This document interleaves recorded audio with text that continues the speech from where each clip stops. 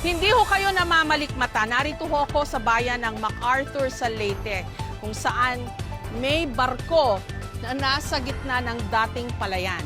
Yang barko na yan, ipinoprotesta ng mga taga rito dahil gamit daw yan sa black sand mining na malaking issue ngayon sa bayang ito. Tumawid ho yan mula dun sa dagat, papunta doon sa kabilang bahagi saan kukunin yung black sand na yun po yung ginagamit sa paggawa ng mga bakal na ginagamit sa infrastructure, pati na sa paggawa ng mga sasakyan.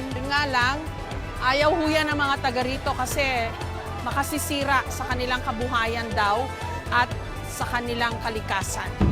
Ang higanting dredger, pagmamay-ari ng kumpanyang MacArthur Iron Projects Corporation, isang mining firm na nagmimina raw sa Barangay Maya mula pa noong taong 2020.